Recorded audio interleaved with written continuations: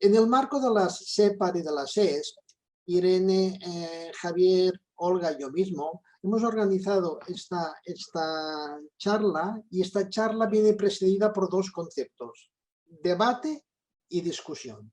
Básicamente estos son los dos conceptos.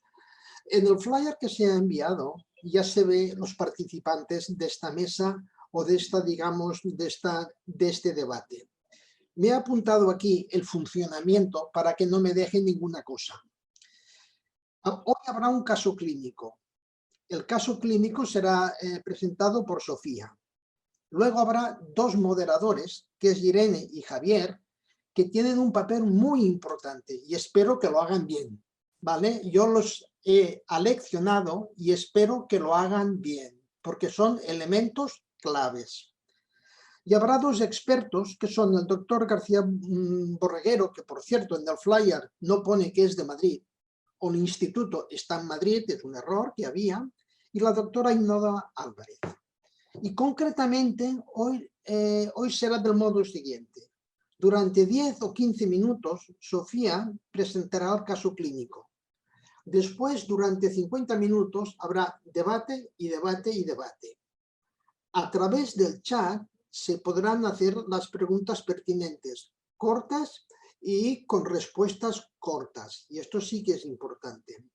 Que serán moduladas por los moduladores, que serán los coordinadores. Por lo tanto, de nuevo, Irene y Javier, tenéis una misión importantísima, porque es modular toda la información, todas las preguntas y modular incluso a los expertos. Estas preguntas serán básicamente en tres grupos, que ya los moderadores dirán cuáles son los tres grupos.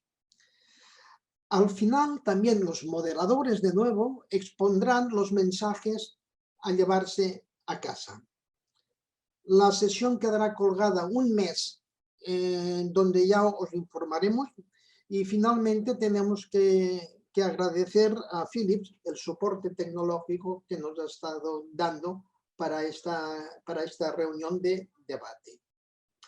Ahora el problema que tenemos es que si hay más digamos, participantes en la reunión y van entrando poco a poco, ahora ya viene la presentación del caso clínico. Y yo entiendo que la gente se ha presentado a la hora pertinente, lo que pasa que la entrada desde la sala de espera es lenta por motivos de seguridad. Y esto nos obliga, no sé, parece que esto nos obliga a esperar, ¿no? De alguna forma. Lourdes, ¿cuántos quedan, por favor? Ahora mismo hay 100 personas. Quedarían 100 y pico, pero en la sala de espera hay 3. Abrir. En la sala de espera hay 3, no es por sala de espera. Bien, bien, pues metemos a los de la sala de espera y empezamos entonces, ¿no? Okay. Y según se vayan eso es, y según se vayan conectando los demás, ya los vas metiendo poco a poco. O sea que ya estamos, puede empezar Sofía entonces, ¿no? Sofía, 10 o 15 minutos y planteas el caso clínico y luego ya los moderadores ya se pondrán en marcha y lo van a organizar todo. Vamos, Sofía. Espera, antes de empezar, Sofía, perdona. Los asistentes pueden ir haciendo por chat preguntas, es decir, una vez acabado el caso clínico, como ha dicho el doctor Montserrat, tendrá lugar el debate. Entonces el debate es dinámico y nosotros vamos a ir modulando estas preguntas, pero como hay tantos participantes, si durante el caso clínico, Sofía, van surgiendo preguntas, las vais poniendo ya directamente en el chat para en cuanto empecemos el debate ir pudiendo responder las preguntas, ¿vale?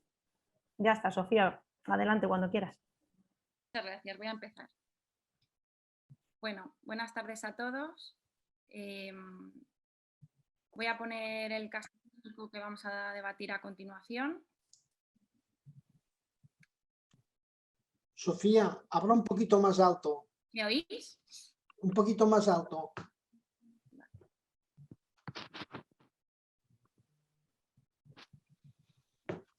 Bueno, lo primero, gracias a todos por estar aquí y bueno, mi nombre es Sofía Romero Peralta y estoy trabajando actualmente en la unidad de sueño del Hospital de Guadalajara Y os voy a presentar el caso de una paciente que creo que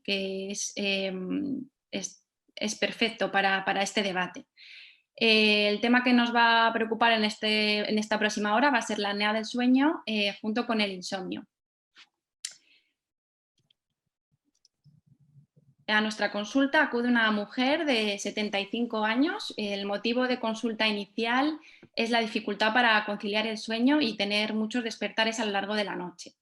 La paciente tenía 75 años, estaba jubilada, aunque había trabajado como administrativa, y con hábitos tóxicos refería a ser fumadora de unos 10 cigarrillos al día y tomar un café a lo largo del día. Factores de riesgo cardiovascular importante, una hipertensión arterial con un perfil non-diper, dislipemia, un hipotiroidismo y vivía con su marido y tenía una vida más o menos sedentaria y no tenía hijos. Como tratamiento habitual, la paciente refería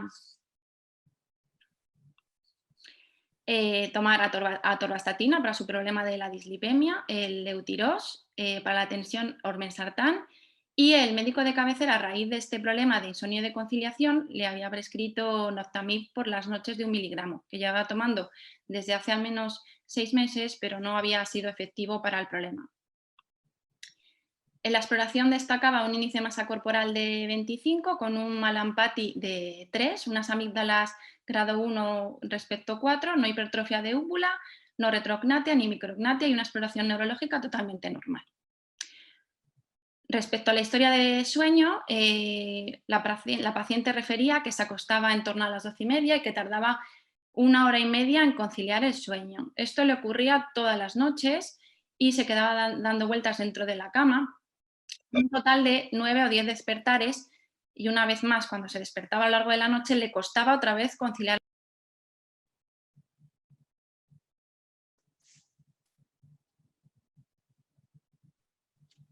Sofía, te has silenciado, no se te oye.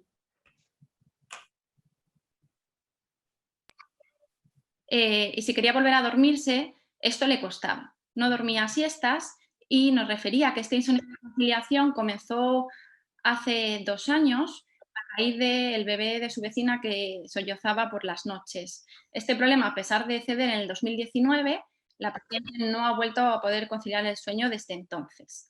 Respecto a los síntomas diurnos, nos comentaba que presentaba una sensación de sueño no reparador junto con cansancio, pero negaba hipersonolencia a lo largo del día. De hecho, la escala de hipersonolencia de Edward era de 0.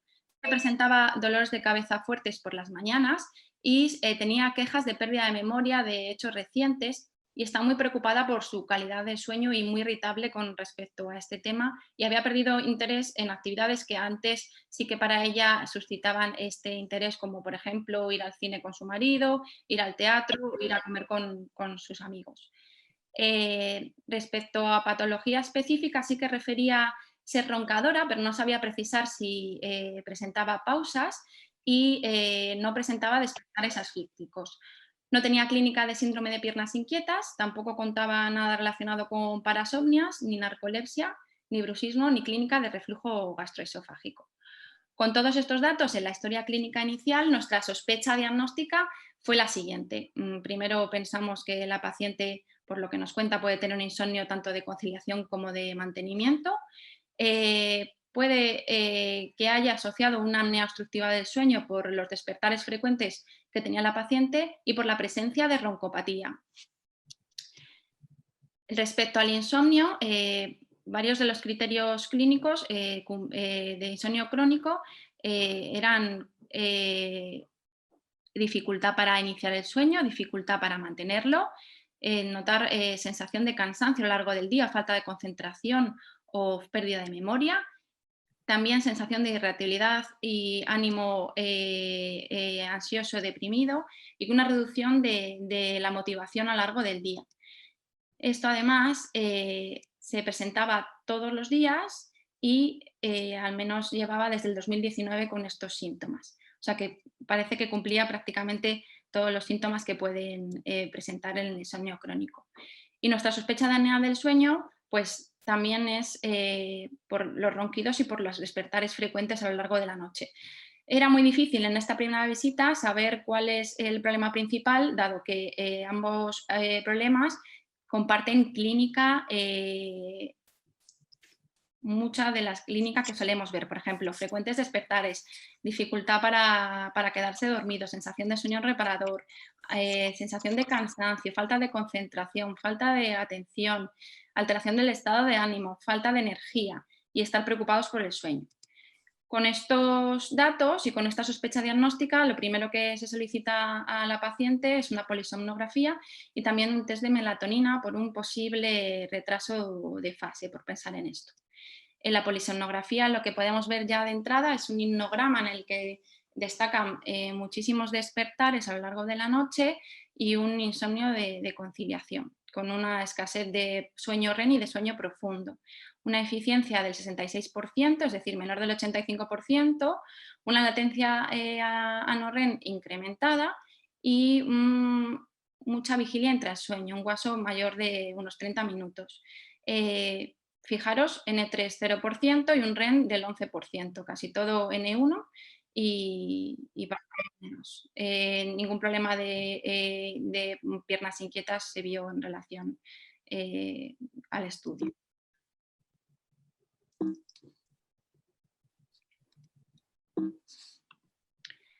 Respecto a la parte respiratoria, destacaba un importante índice de ronquido y un IAH 54,5 a la hora, ¿vale? Todos los eventos de predominio obstructivo. Y lo llama también la atención un CT90 de 31 elevado. La mayoría de los eventos eran apneas obstructivas acompañados, y esto es muy importante, de arousal, ¿vale? Por esto luego vamos a ver que se piensa que parte de la sintomatología puede estar relacionado con esto. Y un test de melatonina que también se hizo en relación con su insomnio y pensar en un posible retraso de fase fue totalmente normal. El Delmo estaba en torno a las 9:30, o sea que esto quedaba descartado. Con estos datos y nuestra sospecha diagnóstica, pues se ve a la paciente en la consulta, se le dan los resultados y lo primero que se piensa es un manejo multidisciplinar, ¿vale? Por una parte debemos tratar su apnea del sueño porque es grave y porque provoca bastante repercusión osimétrica, y por otra parte tenemos que tratar su insomnio. Lo primero que hacemos en la consulta es manejar las benzodiazepinas. Como todos sabemos, en los pacientes que tienen apnea del sueño se debe proceder a prescribir benzodiazepinas con muchísimo cuidado. Se ha visto que empeora el IAH y además todos sus parámetros en relación con la oxigenación. Nosotros lo que hacemos de manera habitual para manejar a estos pacientes es sustituir su benzodiazepina por ribotril en gotas. Y esto nos permite hacer que los pacientes no tengan tanto vértigo al ir disminuyendo poquito a poco su medicación. Lo que hicimos fue calcular la dosis equivalente del Noctamid con el ribotril y calculamos que se tenían que prescribir 6 gotas que íbamos a ir bajando cada semana. Otra alternativa es el zolpidem, como todos conocéis. Parece que sobre el IAH no afecta tanto, aunque sí que parece que reduce la saturación mínima. En esta primera visita con los resultados también se le explicó en qué consistía el tratamiento con CPAP y que tenía que iniciarlo. Se le enseñó en qué consiste la CPAP, así como los diferentes tipos de mascarilla para entrar en un primer contacto con ella. Y lo que se procedió es a realizar, siguientemente, sin haber tratado el insomnio, una titulación manual. Pues este fue el resultado de la titulación manual. Como podéis ver, todo un éxito. Lo que se puede ver es que al inicio de la noche, con las presiones muy bajitas de la CPAP, pues la paciente no es capaz de conciliar el sueño prácticamente en toda la noche, sí, a las 6 de la mañana, y de hecho se la tienen que retirar los técnicos porque es incapaz de tolerarla. Con estos resultados volvemos a ver a la paciente en la consulta y nos planteamos que debemos tratar primero el insomnio y una vez tratado su insomnio poder replantearnos volver a iniciar la CPAP. Esto es lo que hicimos, derivamos a la paciente con nuestro psicólogo conductual y se realizaron un total de 5 sesiones. En estas sesiones, ¿qué es lo que se hizo? Bueno, se practicó el control de estímulos, una restricción de tiempo en cama,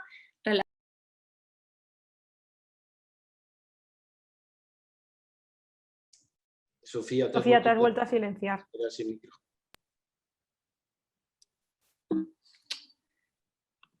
¿Me oís? Ahora sí. Intención paradójica. La paciente cumple un total de 5 sesiones y más o menos esto es un mes y medio, ¿vale? Durante estas sesiones, que voy a explicar aquí a continuación, la primera sesión se escucha bien a la paciente y se le comprende los problemas de sueño que puede tener y se le explica por qué tiene que hacer la terapia cognitivo-conductual. Le pasamos un test de ansiedad en los que presentaba unos niveles muy altos. También hacemos una primera aproximación con una agenda de sueño para ver cuál es su higiene de sueño. Se le pautan en la segunda sesión higienes de sueño de manera personalizada y además en estas sesiones ya aprovechamos para hacer una indicación para mejorar su adherencia a la CPAP, intentar explicarle un poquito mejor el tratamiento, que tiene que intentar adaptarse a ella. En una tercera sesión se repasan estas pautas conductuales y del uso de la CPAP. En una cuarta sesión se hace una reestructuración cognitiva y una pequeña corrección de sus pautas conductuales. Y en una quinta sesión es un poco para seguimiento y ver los cambios que ha conseguido realizar la paciente por sí sola. Una vez acabada la terapia cognitivo-conductual, y lo que hacemos es volver a verla en la consulta. En ese momento la paciente estaba solamente con una gota de ribotril y refería que había mejorado su insomnio y conciliación, pero que seguía presentando múltiples despertares a lo largo de la noche, ¿vale? Volvemos esta parte de los neumólogos a solicitarle de nuevo una titulación con su CPAP. Vemos claramente la diferencia esta vez con la titulación que hicimos hace unos meses, en las que podemos ver que a la paciente no le cuesta apenas iniciar el sueño y que ya empezamos a ver, como en el otro estudio, parte de sueño REM. Y es verdad que sigue existiendo muchísimos despertares a lo largo de la noche. Conseguimos en este estudio de titulación manual mejorar la eficiencia de sueño, un 82%, también las latencias, un 14%, y el porcentaje de sueño REM. Aún queda mucho por hacer con el sueño profundo. Damos los resultados a la paciente y vemos que la presión necesaria para corregir todos los eventos respiratorios y todas las desaturaciones asociadas a lo largo de la noche era una presión de 8 centímetros de agua.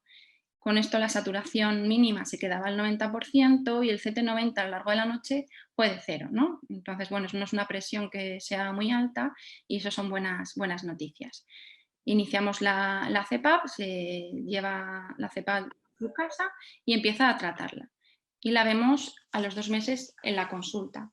En este momento lo que hacemos es suspender la gotita que le queda de Ribotril para el tratamiento y nos cuenta la paciente que tarda en conciliar el sueño unos 10 minutos, es decir, había desaparecido su insomnio de conciliación, que se acuesta a las 12:30 y que tiene 1 o 2 despertares a lo largo de la noche y que consigue despertarse a las 8.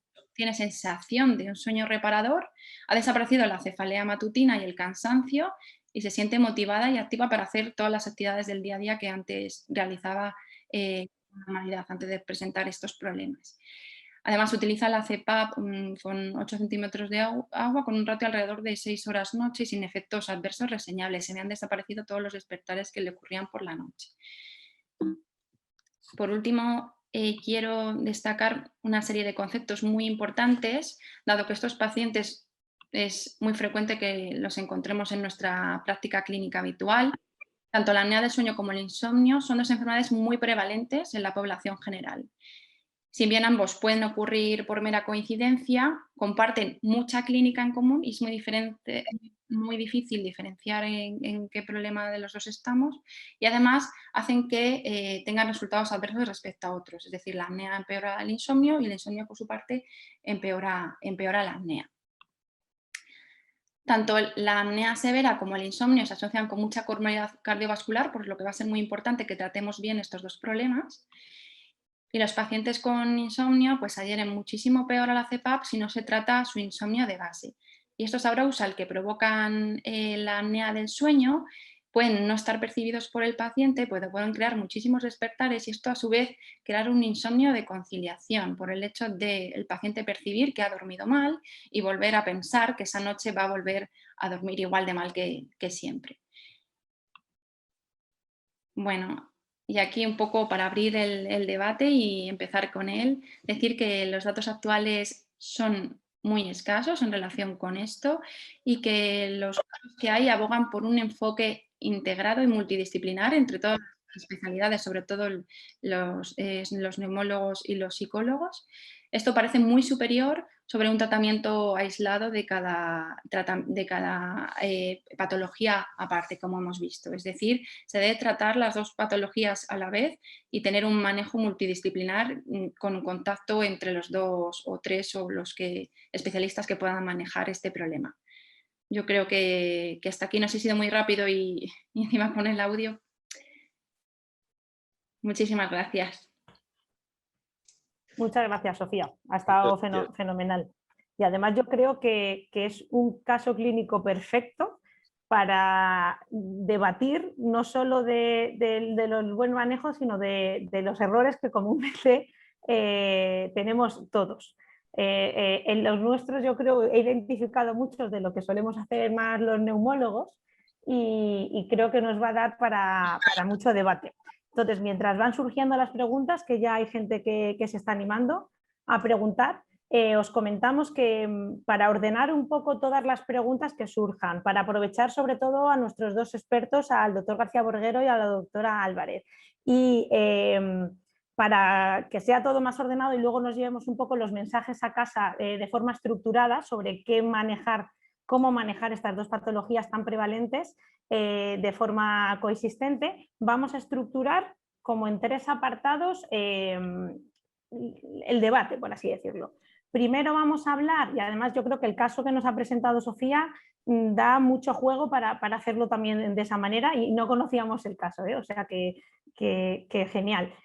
Por una parte yo creo que podemos empezar a hablar de los tipos de insomnio que hay. Yo creo que, hombre, entre los expertos en sueño y los que estamos más acostumbrados a ver el insomnio día a día, creo que no hay duda, pero sí que es cierto que si no hay tanto manejo del insomnio, muchas veces no se perfila bien el insomnio de inicio, el insomnio de conciliación, y solo la anamnesis nos puede dar muchísimas pistas sobre dónde estamos y sobre cómo manejarlo. Entonces yo no me voy a enrollar ahora mucho, simplemente voy a hacer una estructura de cómo vamos a ir procediendo para que lo entendáis y damos pie a todas las preguntas, que mientras tanto Javier Portas está ahí anotando para ir, para ir preguntando. Entonces primero hablaremos eso de los tipos de insomnio y la relación con la apnea del sueño.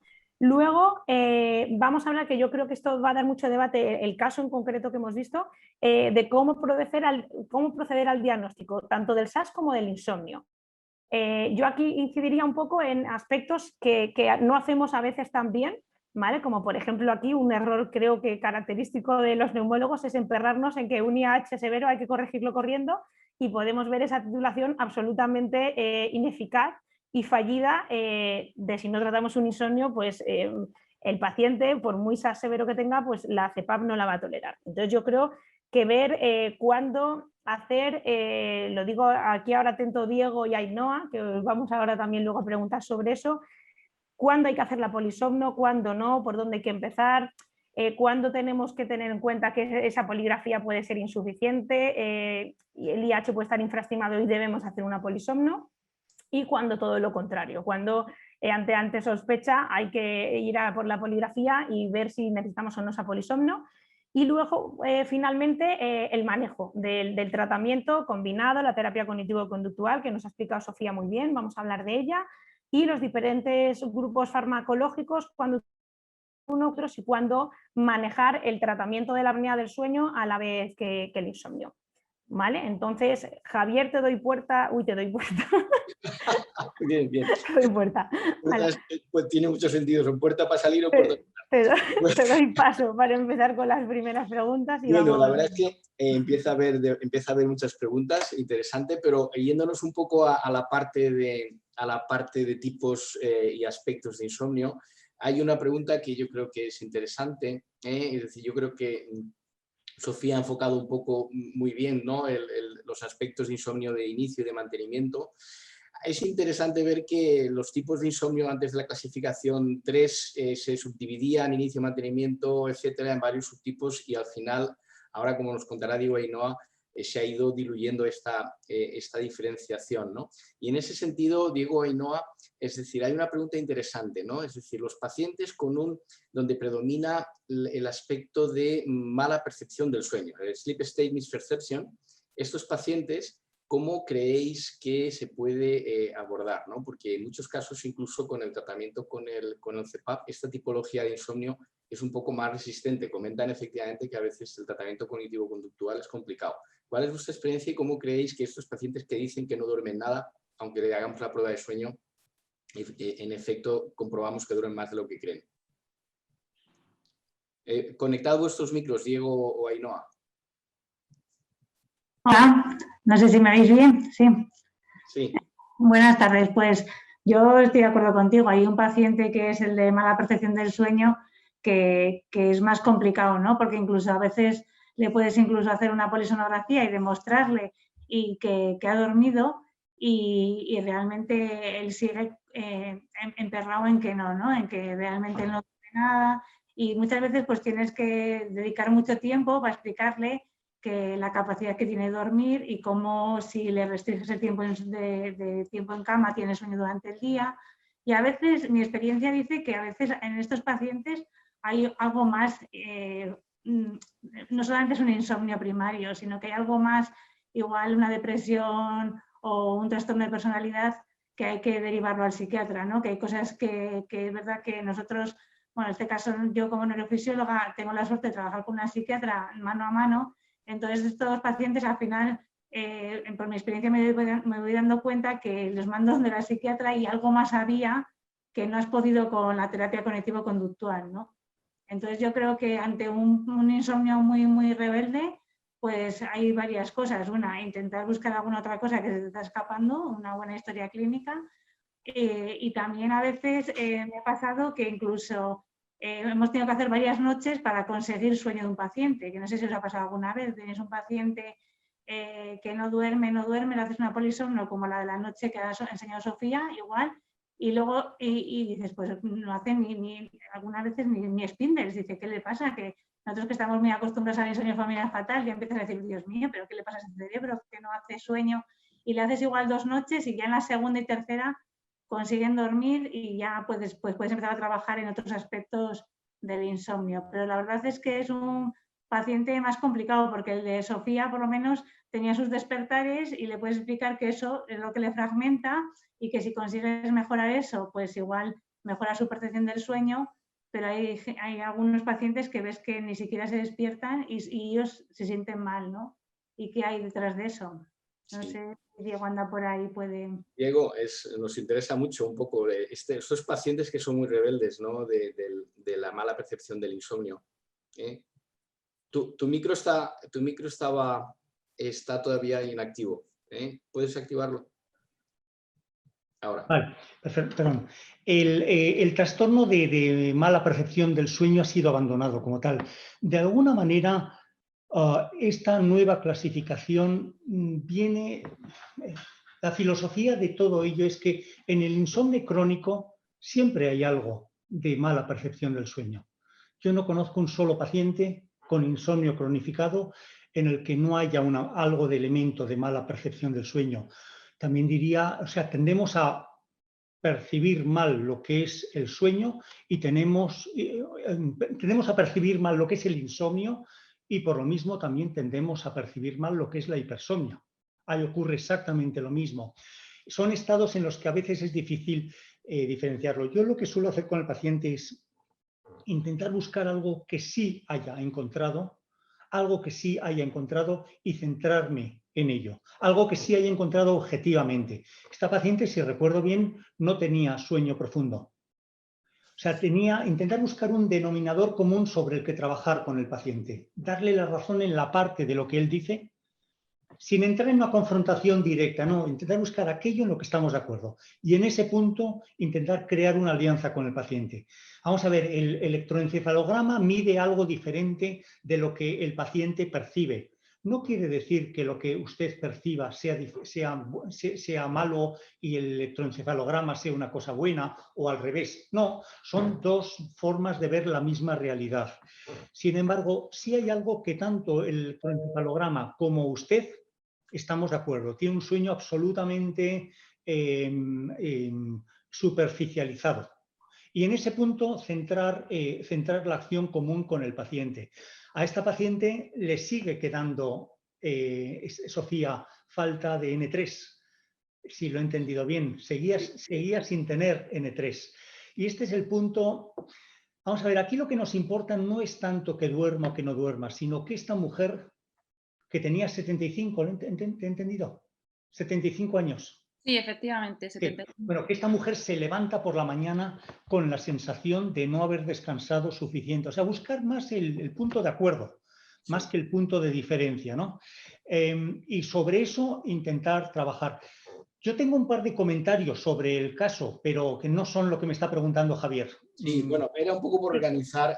Vale. Hay, las preguntas hay por bloques, ¿no? Hay varias cuestiones muy interesantes sobre cómo abordar el diagnóstico y después la participación de los psiquiatras, ¿no? ¿Quieres tú, Irene, ir un poquito a ese bloque? La sí, gente ¿puedo decir una cosita, Irene? Sobre una cosa que quiere decir del insomnio, que se está trabajando mucho últimamente. Pero una cosa, Ainhoa, lo único, para dar, porque nos están mirando a preguntas, entonces, como el tiempo también es limitado, vamos a intentar hacer preguntas cortas, respuestas cortas, para intentar abordar todos los temas, ¿vale? Gracias. Sí, una frase, solo que estamos trabajando, ahora está trabajando mucho en subtipos de insomnio como fenotipos, ¿no? Que estamos desde el grupo de la Sociedad Española del Sueño de Insomnio, y que creo que puede ser el futuro, ¿no? Porque hablamos del insomnio como algo global, pero igual dentro de 3 años estamos hablando aquí de subtipos de insomnio. Fenomenal, muchas gracias. Yo creo que la primera parte para introducir el primer bloque que habíamos hablado de aspectos de los tipos de insomnio ha quedado más o menos claro, y vamos a pasar al segundo, que de hecho hay varias preguntas al respecto, de cómo proceder al diagnóstico de la apnea del sueño. Lo que comentaba previamente, que también lo comentan algunos asistentes, comentaban en cuanto al diagnóstico, nos hacen varias preguntas. Por una parte dicen, de entrada PSG, lo que comentábamos antes, ¿no? ¿Qué prima? El SAS, el insomnio, de entrada PSG a todos, y alta sospecha clínica empezamos con una poligrafía y vemos después. Nos están preguntando también bastante el rol del Insomnia Severity Index. Han hecho varias preguntas sobre cuestionarios para la severidad del insomnio en la consulta, qué validez tienen, qué nos aportan. Respuestas, por favor, breves. Diego y Ainhoa, por favor, gracias. Pues yo en principio, hombre, si tienes PSG disponible, mejor PSG, por lo que comentabas antes, Irene, que puede infradiagnosticar el SAS, porque si tienes mucho tiempo despierto, pues una PR puede no enterarse, pero si no tienes disponible PSG o tienes pocas disponibles, yo creo que empezar por una PR y descartar un SAS severo no lo veo como algo que pueda ser una buena opción, ¿eh? ¿Y sobre los cuestionarios? Repíteme la pregunta de los cuestionarios.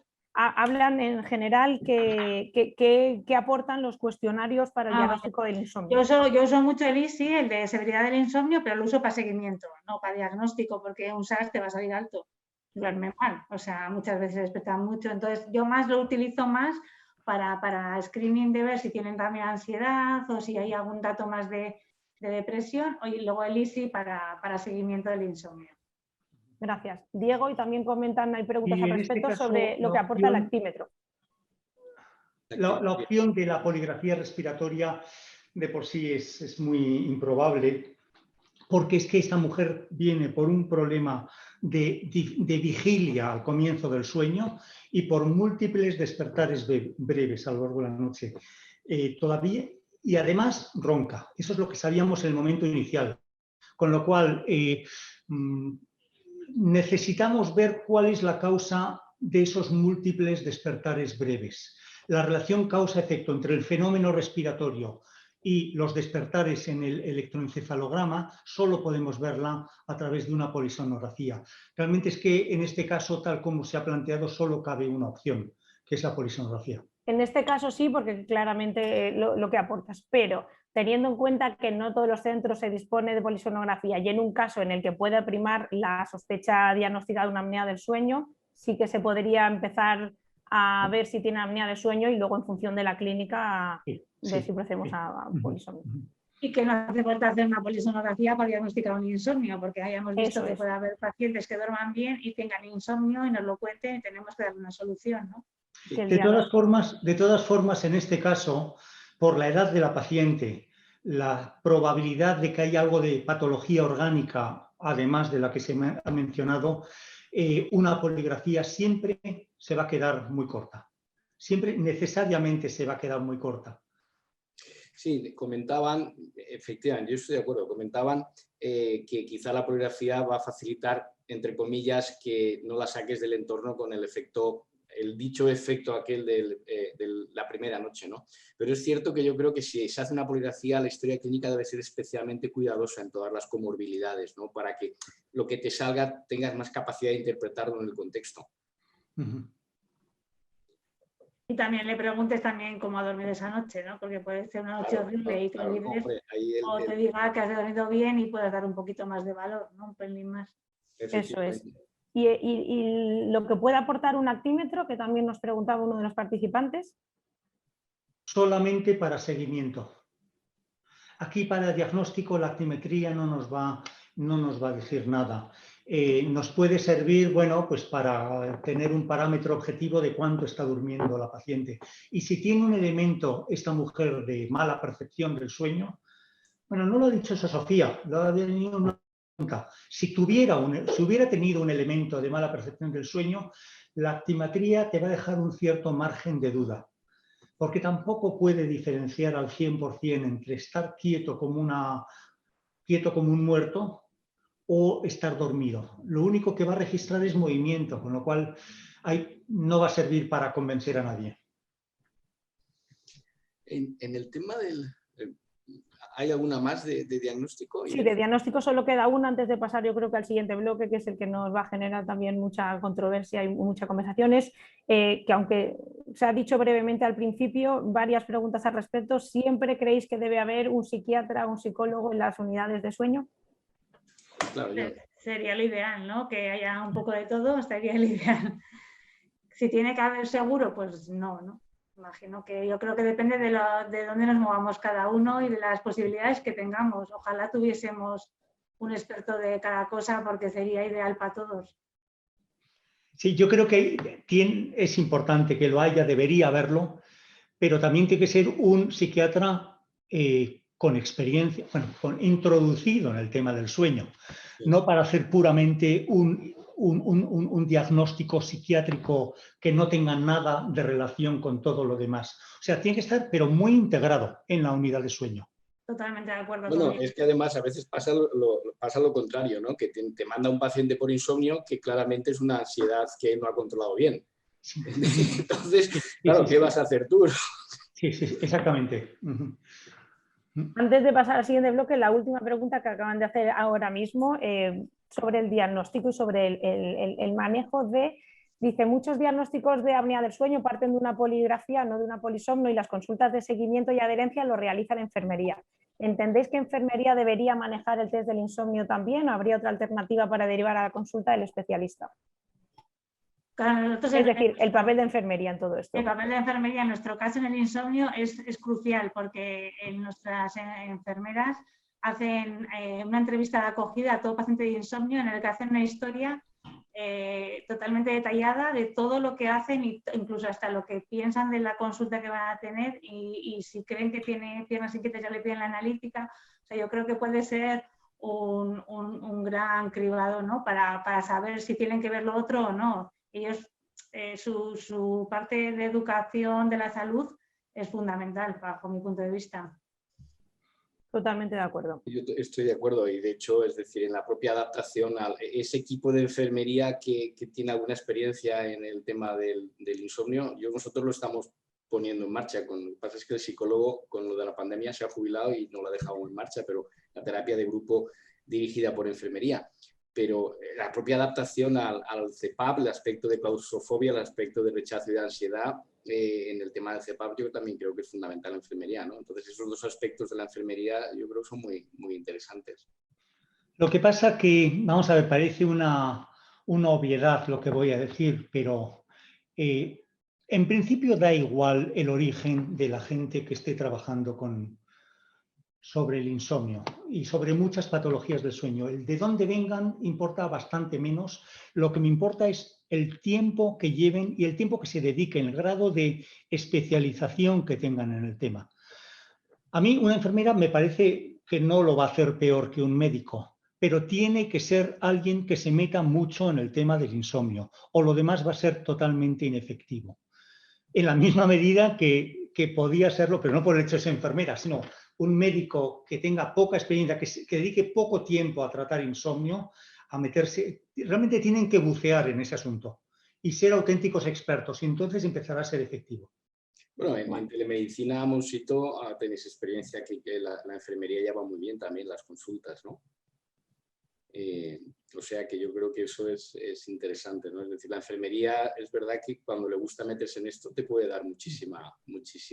Entonces sí. Sí. Yo creo que para finalizar este bloque, como dice Diego, lo importante es que el especialista, sea enfermera, sea el psiquiatra, sea el médico de la especialidad que sea, debe ser especialista en sueño. Vamos, yo creo que esas son básicamente las competencias necesarias y un abordaje multidisciplinar. Y con esto pasamos, yo creo que al último bloque, que hay muchas preguntas al respecto, que es sobre el manejo y el tratamiento de tanto del insomnio como de la apnea del sueño y fundamentalmente de las dos patologías juntas. Entonces, sobre esto, sobre el caso clínico en concreto, nos preguntan una duda que yo creo que tanto Sofía como yo esto lo hemos mamado un poco de Diego, que es el uso del ribotril, y es el paso, que yo creo que lo usamos mucho y la verdad es que es la más efectiva, y antes lo comentaba yo con Javier, el uso del ribotril, que como cualquier neumólogo, lo de las benzodiazepinas, intentamos evitarlas, y creo que el uso del ribotril en dosis descendente es una herramienta muy útil en pacientes con SARS y con insomnio. Entonces nos comentaban al respecto que cómo se cambiaba de, por ejemplo, en este caso que era del lormetazepam al ribotril, y quería, Diego, que nos comentases un poco del uso del ribotril.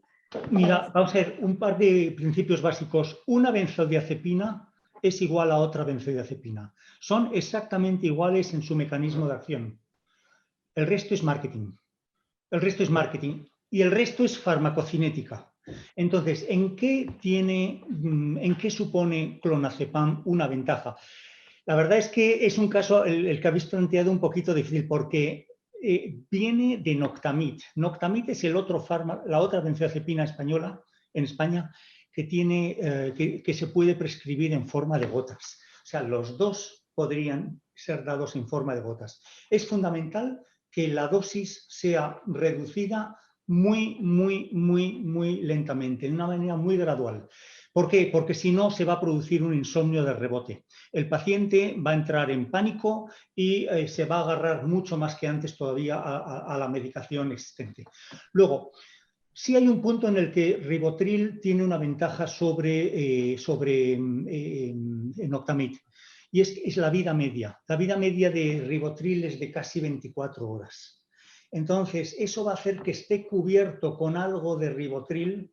O sea, no es una bajada en escalones, sino es que es prácticamente una rampa, que es lo que queremos. Porque al ser una vida media de 24 horas, va a tener algo de benzodiazepina incluso durante el día, con lo cual la ansiedad diurna va a ser menor. Le va a tener algo sedado durante el día y, en mi experiencia, no suficientemente sedado para que no pueda funcionar. Raramente alguien se queja de eso. Y, sin embargo, es una reducción de dosis importante. Pero en ese sentido, o sea, yo se lo digo a los pacientes así: ribotril es una benzodiazepina igual que las anteriores, pero es la más práctica, la más maniobrable de las que yo conozco. Sí, pero hay que, quizá en los pacientes no tratados, hay que ser, sobre todo con la sospecha de apnea, ¿no? Hay que ser un poco más. En ese sentido, algunos antidepresivos sedantes o, por ejemplo, la pregabalina, que en esta paciente no tenía sueño de ondas lentas y que hay estudios que demuestran que aumenta el sueño de ondas lentas, ¿cómo lo veis? Bien para las ondas lentas, mal para el trastorno de iniciación, porque el tiempo de absorción de pregabalina es de algo así como 2-3 horas, a no ser que se lo dieras. Es un mal inductor del sueño y un buen consolidador del sueño. Lo mismo diría de gabapentina, ¿eh? Sí, sí. Son buenos, muy buenos para las ondas lentas. Y realmente quizá en algún momento habría que hacerlo. Yo hay un punto que sí me gustaría en algún momento comentar sobre el caso. Pero bueno, si estás... Comenta. O sea, estamos un poco en el manejo porque creo que es importante también lo que estás matizando. El insomnio de inicio, una vez controlado de inicio, por ejemplo, los alfa-2 ligandos para el insomnio de mantenimiento y SAS, no solo en el caso concreto, sino como generalizar para mensajes que se pueda llevar los neumólogos a casa, que pueda ser un fármaco seguro al respecto. Yo en este caso ha habido suerte en una cosa, y es que a la paciente se le hace el tratamiento cognitivo-conductual, habitualmente lo acaban y el sueño lo tienen un poco cogido con hilos, cogido con alfileres, es lo habitual. Inicialmente todavía vienen contentos de que ya duermen algo, no sé qué, tal, pero está todo muy pillado con alfileres, como si diría en una sastrería. Bueno, vamos a ver, y en ese momento se le pone el CPAP. Y no hay un rebote de insomnio, no hay una recaída de insomnio. En ese punto yo creo que ha habido suerte. Perfecto, si ha salido bien, pues fenómeno. Lo que yo creo que en un caso habitual haría sería, mientras está con medicación, ponerle ya el CPAP. Que se vaya acostumbrando a la CPAP al tiempo que se va reduciendo la medicación y al tiempo que el tratamiento cognitivo-conductual va haciendo su efecto. Pero que se acostumbre a dormir con algo aquí desde el principio, porque en el estudio de CPAP que le hace Sofía, ahí todavía no tenía medicación, ¿o sí lo tenía? Esta paciente se le indicó la CPAP antes y durante la terapia cognitivo-conductual estuvo con la CPAP probándola. Y en parte de las sesiones se trabajaba en la adaptación a la CPAP a medida que estaba con el ribotril en descenso, según avanzaba con la TCC. Pero es verdad que la adherencia a la CPAP durante la terapia cognitivo-conductual a lo mejor era de 2-3 horas como mucho y mal. Quitando este caso clínico en concreto, o sea, además del caso, para mensajes a la audiencia, neumólogos, que tenemos un SAS severo con un insomnio, además de, obviamente, si tenemos a mano la terapia cognitivo-conductual que Sofía nos ha explicado al respecto y que sin lugar a dudas Ainhoa estará de acuerdo, Diego estará de acuerdo, Javier estará de acuerdo, si lo tenemos a mano siempre hay que hacer uso de ella. ¿Cómo manejamos? Yo tengo a mi paciente con un SAS severo, tiene un insomnio que no va a tolerar la CPAP y un poco de lo que estabas hablando, Diego, y también Ainhoa que nos diga al respecto. ¿Qué fármacos utilizamos para ir iniciando a la vez que hace la terapia cognitivo-conductual? Tratar ese insomnio a la vez que se va acostumbrando a la CPAP. ¿Qué decir sobre la trazodona, sobre los alfa-2 ligandos, sobre el ribotril en dosis descendente, si es de inicio y de continuación? También preguntan por aquí dónde tiene el papel la melatonina, si va a ser suficiente o no.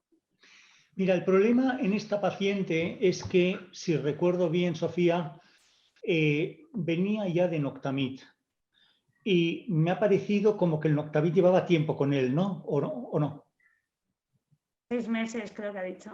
3 meses. 6 meses. El problema de los benzodiazepinas es que una vez que inicias la adaptación a algo que sea menos es complicado. Es como si tu primer coche es un Ferrari, pero luego te pasan a un Ibiza. Quiere decir, no va a ser suficiente lo que venga después. Entonces, en ese sentido, las opciones que tenemos, sí existen opciones, pero requieren tiempo.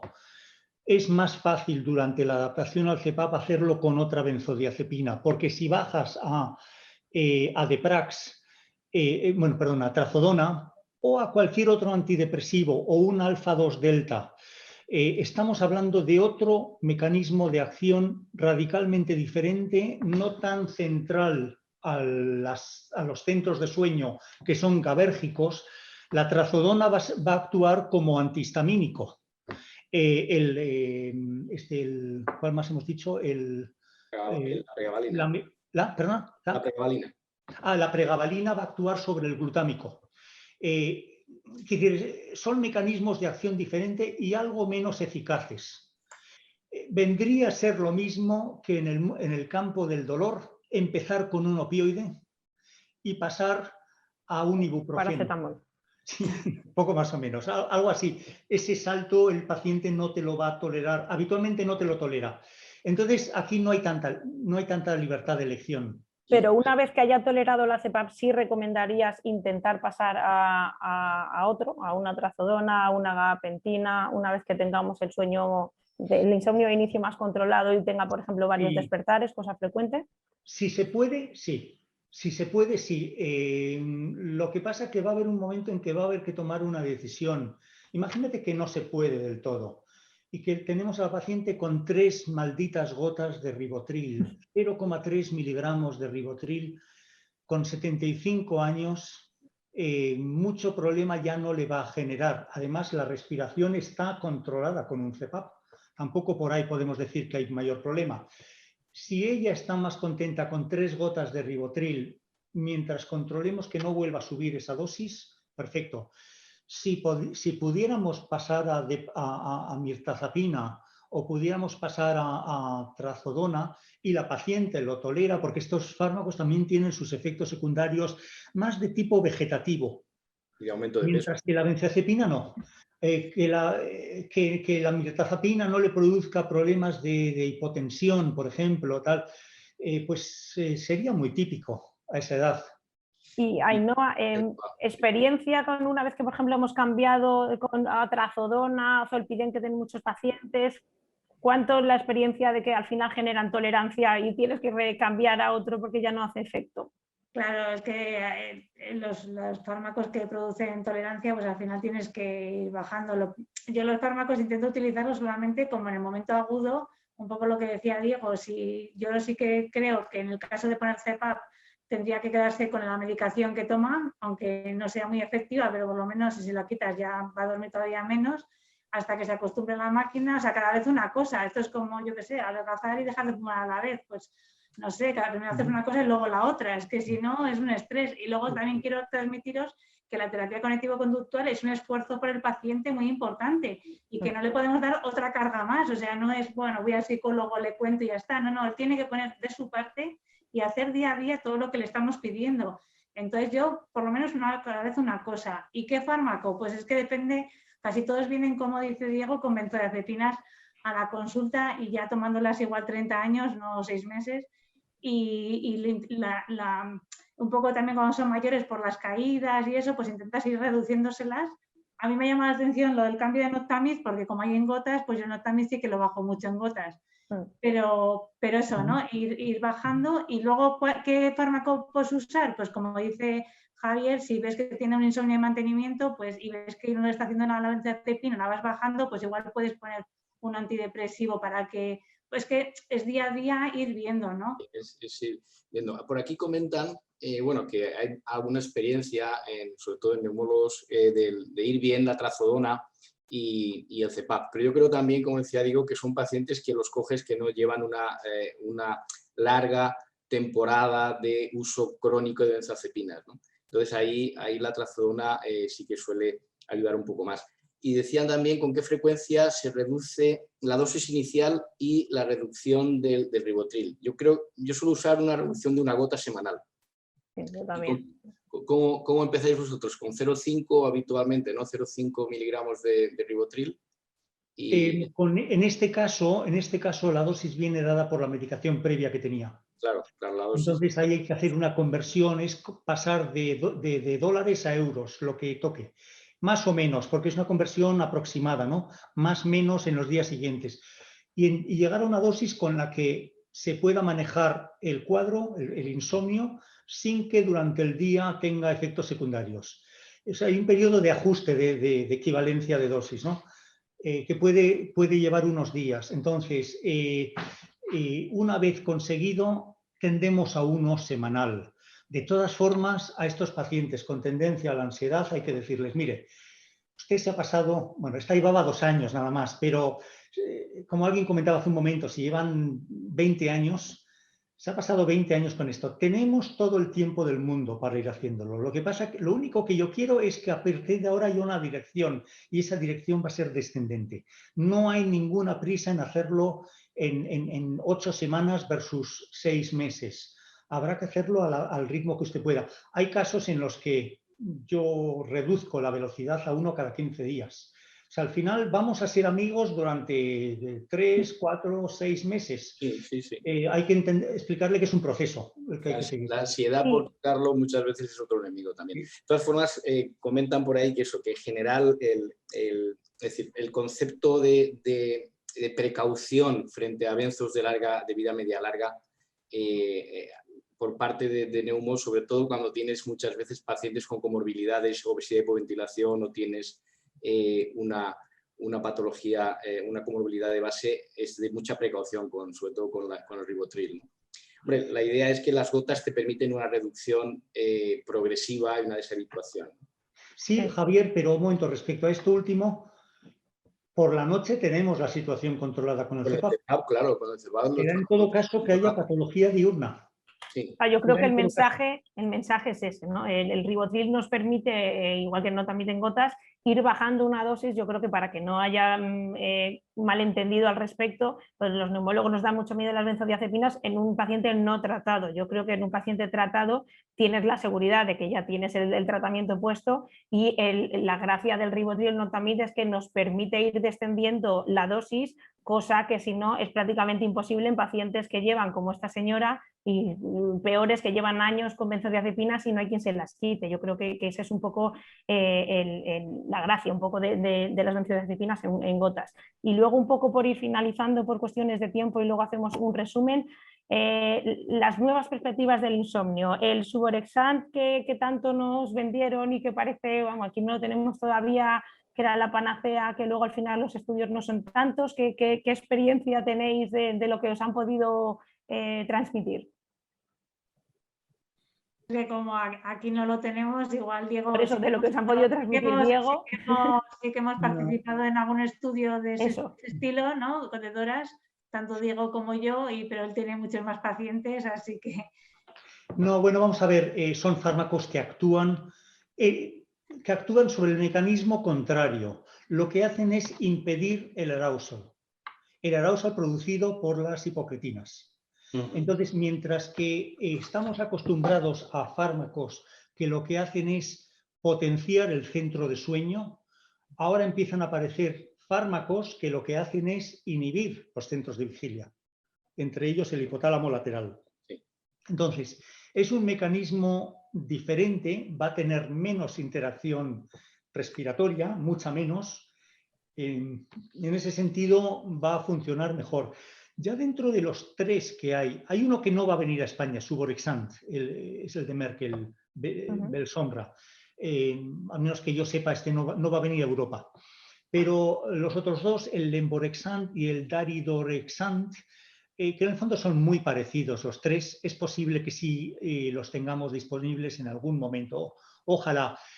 Serían fármacos más tipo los antihistamínicos, en el sentido de que lo que hacen es inhibir uno de los mecanismos impiden que te puedas despertar por la noche, es ver la habitación desde la otra esquina, radicalmente diferente, ¿no? O sea, te van a inhibir el arousal y posiblemente el arousal respiratorio. En este caso, pero esto ya es puramente especulación, esos despertares producidos por los eventos respiratorios, quizá estaríamos ahí recortando, impidiendo que se pueda despertar. Bueno, claro, de ahí quizá la trazodona, que es un antihistamínico, o incluso los americanos usan mucho la Tarax para el insomnio. Hay un par de cosas, es decir, que antes de conclusiones, ¿no? Que las compartiremos, Irene, porque yo no me acuerdo de todo. Una es que, bueno, que decir que tenemos el problema de los pacientes no cumplidores que puedan estar tomando de forma crónica benzos, o sea, que hay que prevenirles bien a los pacientes de que, o sea, que el tratamiento que puedan tomar es seguro mientras lleven el CEPAP. Y el otro es que ocurre con los pacientes que llevan mucho tiempo el CEPAP, que están encantados de la vida con el CEPAP y después empiezan a desarrollar un insomnio por lo que sea, ¿no?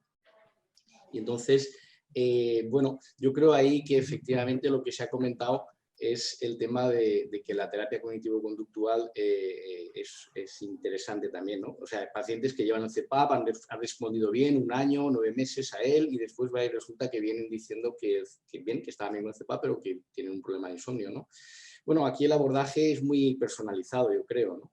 Es decir, y echar mano un poco de todo. Si no se pone el CPAP, pues hay que tener cuidado con los hipnóticos e intentar, si se puede, tener el tema de la terapia cognitivo-conductual. Hay algunas... También ha comentado Sofía, por ejemplo, el Zolpidem, ¿no? Que yo creo que puede ser un fármaco bueno para el típico paciente no insomne, solo con SAS, que se pone la CPAP y deja de dormir, ¿no? Igual para iniciar durante 2 o 3 semanas y luego quitarlo, ¿no? Claro, o sea, justo al hilo de eso están preguntando, lo digo para que completes la respuesta, Ainhoa. En pacientes que les cuesta en relación con la introducción de la terapia con CPAP, hablan también de la melatonina. Lo digo, perdona por cortarte, pero para que hagas la respuesta redonda. Melatonina, Zolpidem, que se puede usar en insomnio en relación al uso de inicio de CPAP. Hombre, yo creo que es un insomnio más de conciliación y usaría un hipnótico, no más que la melatonina como tal no le va a hacer. Yo probaría con Zolpidem, o si no, pues como hemos estado comentando, ¿no? Pero una benzodiazepina, más que nada por el Zolpidem, por eso de que parece que afecta menos a la respiración, aunque luego lo pone, ¿no? En el prospecto viene que cuidado con las apneas. Sí. Entonces, pero sí, puede ser, sobre todo como inicias un poquito más rápido, yo creo que puede ser una... Luego depende también, si hay mucha ansiedad, pues igual es mejor empezar con una benzodiazepina. Sobre todo pensar en que va a ser algo muy corto hasta que inicie y se acostumbre a la CPAP y luego quitarlo, ¿no? Que es lo que deberíamos utilizar todo ese tipo de fármacos. Yo, por no quitar mucho tiempo, pero 5 segundos, un tema que ha pasado un poco de moda, pero que a mí me funciona, es la toma intermitente. Diego decía en aquellos tiempos, al paciente le doy 3 balas a la semana, ¿no? Que las dispare como quiera. Es decir, una reducción o una limitación en algunos casos que de insomnio de inicio de semana muy típico, del lunes o del domingo, y puede ayudar. Pero bueno, eso es una cosa muy lateral y muy personalizada, ¿no? Irene, creo que para ir concluyendo, ¿no? Sí, yo creo que sí. Bueno, yo creo que un mensaje es que, es decir, bueno, la comorbilidad, no lo hemos dicho, pero creo que está en la bibliografía, la comorbilidad de insomnio y apnea del sueño es elevada. Estamos hablando de probablemente un cuarto, un 25, un tercio, quizás según publicaciones de los pacientes y sobre todo cada vez más de los que vienen a la consulta filtrados como pacientes más complejos, ¿no? Que los perfiles del insomnio pues han ido desapareciendo del de mantenimiento al del inicio y al de despertar precoz o al perfil o al fenotipo de insomnio con mala percepción del sueño. En muchos casos encontramos pacientes que tienen todos los fenotipos y que en ese caso la historia clínica es muy importante. Es muy importante porque de forma ideal una polisonografía sería lo más informativo, pero si hay que hacer una polisomno, una poligrafía, porque hay una sospecha clara de apnea del sueño coexistente, pues es muy importante que un falso negativo no se nos escape por una mala historia clínica, ¿no? ¿Y tú del tratamiento qué dirías? Respecto a cómo proceder al diagnóstico, que era nuestro segundo bloque, 2 pinceladas, simplemente decir que es importantísimo, como ya hemos visto, una buena anamnesis y imprescindible que esto es un abordaje multidisciplinar que cabe todo, cabe enfermería, psicología, psiquiatría, medicina, pero siempre que sean especialistas en el sueño, que creo que los neumólogos debemos pensar en el insomnio cuando el paciente no tolera la CPAP, creo que siempre hay que ir más allá, no solo es un rechazo a la CPAP, que siempre que tengamos disponible la herramienta de la polisomnografía y en pacientes complejos debemos usarla, pero nunca hay que retrasar y si alta sospecha clínica creo que debemos usar una poligrafía, pero ante paciente que sospechemos que puede estar el IH infraestimado o que tengamos problemas en la adaptación, siempre hay que tener en cuenta en hacer una análisis detallada sobre el insomnio. Y finalmente, respecto al manejo y el tratamiento, creo que es imprescindible tener en cuenta siempre la terapia cognitivo-conductual, siempre que la tengamos a mano, que tenemos un abordaje y muchos grupos farmacológicos y tenemos que definir bien para esto al punto 1 si es insomnio de inicio, si es insomnio de mantenimiento y tratar de forma conjunta todo, es decir, desde el inicio tenemos que intentar terapia cognitivo-conductual, CPAP y fármacos, de tal manera que los fármacos debemos intentar que no sean a largo plazo, es decir, la idea inicial que debemos transmitir es que intentar de forma corta tratar ese insomnio, si es posible, y para eso nos han dado unas buenas herramientas en cuanto al paso de las benzodiazepinas habituales al ribotril o al notamid, por el hecho de tener dosis descendente y por el hecho de que desgraciadamente muchísimos pacientes los tenemos bajo tratamiento con benzodiazepinas porque vienen de larga evolución con ese insomnio. Y finaliza con el resto de tratamiento, Javier. Que en el insomnio de mantenimiento pues puede ser, como en este caso, una ayuda a algunas alternativas a las benzos como la pregabalina, que puede aumentar el sueño de ondas lentas y quizá pues favorecer también esa sensación de sueño, quizá o puede ser como levantarse con sensación de sueño más reparador, que la melatonina también puede tener un papel aquí, pero que tenemos que tener en cuenta que efectivamente en pacientes con una evolución de uso de benzodiazepinas el efecto hipnótico inmediato va a ser algo menor. Y de ahí que probablemente la ayuda cognitivo-conductual pues, pueda ir favoreciendo la reducción de las benzos y eventualmente sustituirlas por otro. Que idealmente en algunos pacientes con un perfil psiquiátrico pues la ayuda de un psiquiatra sería interesante, pero yo creo que aquí, como profundizando en lo que ha dicho Diego, es importante establecer una relación cercana con algún psiquiatra del hospital más vinculado a la unidad de sueño para que no sea la interconsulta al que le toque, ¿no? Y bueno, quizá alguna cosa antes de acabar, es decir, en la invitación, en la hoja de invitación estaba el correo del doctor Montserrat y nos interesaría mucho pues, ver un poco vuestra opinión de este primer ensayo de coloquio muy interactivo, con el formato de expertos, moderadores, de las preguntas por chat, que no siempre es lo interactivo que es hablar en un congreso, pero es lo mejor que podemos hacer ahora. Y no sé, agradeceros, pide tu si quieres, añade lo que quieras. Nada, que quería dar paso al doctor Montserrat para finalizar la reunión y que muchísimas gracias a todos por atender al webinar de hoy, que creo que ha sido muy, muy interesante. Yo os quería decir gracias a todos por estar aquí y especialmente a Carmen, a Diego, a Ainhoa. A Irene no, a Irene no, porque se ha portado muy mal con el WhatsApp. Pero bueno, muchas gracias a todos y sí que os agradeceríamos de nuevo las opiniones, las ideas, los futuros temas, etcétera. Muchas gracias a todos y hasta la próxima.